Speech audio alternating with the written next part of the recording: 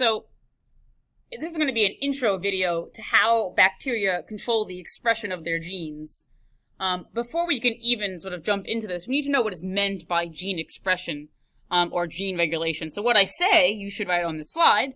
So a cell, in this case a bacterial cell, can turn genes on and off when they need them. So genes aren't always being turned into protein, or they aren't always being transcribed and translated.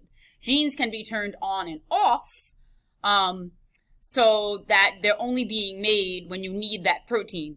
We'll see when we get to eukaryotes. Bacteria or prokaryotes only have the ability to turn genes on and off. Eukaryotes can actually even not only turn genes on and off, but regulate how much protein is made. But for now, in bacteria, gene expression is whether a gene is turned off or a gene is turned on in a particular bacteria cell. So we just learned that a gene is a segment of DNA that codes for a protein. A gene is on when it's making the protein, or it's making the mRNA, which then makes the protein. And a gene is off when it's not making the mRNA and not making the protein. Now, there will be times when we don't need the protein, so we want the gene to be off, and there are times that when we don't have enough of it and we want the gene to be on. And in this lesson, we're going to learn the intro to how bacteria do that. And then in class, we're going to look at a specific example of one gene that bacteria turn on and off. So just as a reminder, we learned this at the video lesson over the weekend, that bacteria do not have a nucleus or chromosomes. Their DNA is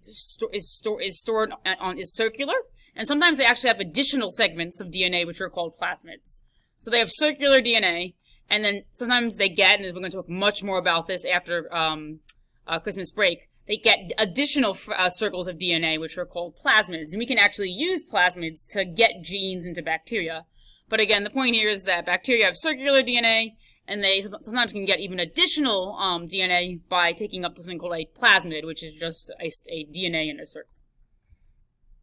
So because bacteria are small, they need to be able to respond to changes to their environment quickly. So if they don't have enough of something, if they have enough of something, okay, they don't want to make any more of it. And why? Because if you make more of it, you're wasting energy to produce something you don't need. So what they're going to do is they're going to turn off that gene or stop making that protein.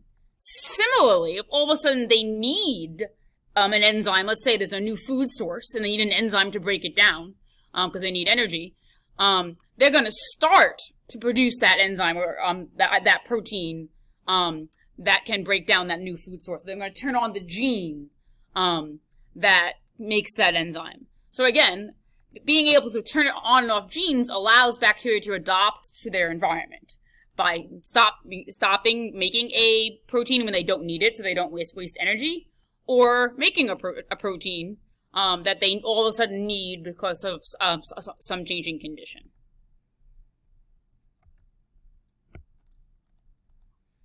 So if we remember way back when, this was like September, oops, went too far. One way that bacteria can do this, remember if we talked about feedback inhibition, is like, let's say we need to make tryptophan. There's this pathway of enzymes that makes tryptophan. So there's this molecule that we need to turn into tryptophan, and enzyme 1 does the first step, enzyme 2 does the second step, enzyme 3 does the third step, enzyme 4 does the fourth step, and so on. Enzyme 5 does the fifth step. But we remember that we learned that if this builds up, if tryptophan builds up in the cell, it can feed back and inhibit the enzymes that create it to stop its own production. However, this is wasteful, this process, because you're still using energy to make enzyme 1, to make enzyme 2, to make enzyme 3, to make enzyme 4, to make enzyme 5. So why go back and inhibit enzyme 1 when you can just stop making it?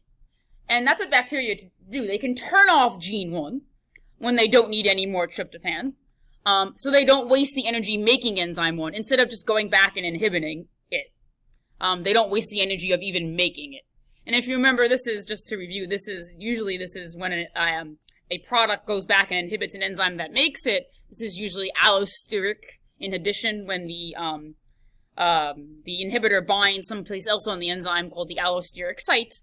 and changes the shape of the enzyme and its active site. So the product, so the substrate or the reactant can't fit anymore. So again, like I'm saying, instead of tryptophan inhibiting the enzyme, what we're going to see is that tryptophan can actually inhibit the gene that makes the enzyme. So you don't even have to waste the energy in making an enzyme that you don't need. And that's what this says here in a little bit more complicated manner. Instead of blocking the function or inhibiting an enzyme, you can have tryptophan block transcription of the enzymes that make tryptophan, so that you save energy not making the protein enzyme itself, because that in itself takes some ATP. And here we have Ralph was back saying, now that's a good idea from the lowly bacterium. So like we said, well, too fast, bacteria regulate gene expression by either turning genes on or turning genes off. That's gene regulation. And they group the genes that function in a similar pathway. So all the genes that function in making the enzyme tryptophan are grouped together in what is called an operon. Okay? And an operon has important parts. And this slide you should write all over. This is like sort of the really, really, really important slide to understand, because all operons have these parts. So the first thing they have is a promoter. Okay? And a promoter, the promoter is where RNA polymerase binds when it's going to transcribe the DNA. Okay, so that's what the promoter is. It's a region of DNA, it's a segment of bases that RNA polymerase can recognize. And it binds to those letters or those bases of DNA. And it binds, that's how it, hit the mouse. So it binds to, that's how it gets or stays on the DNA. It binds to the promoter because it recognizes the sequences of bases at the promoter. Also part of the promoter is the operator.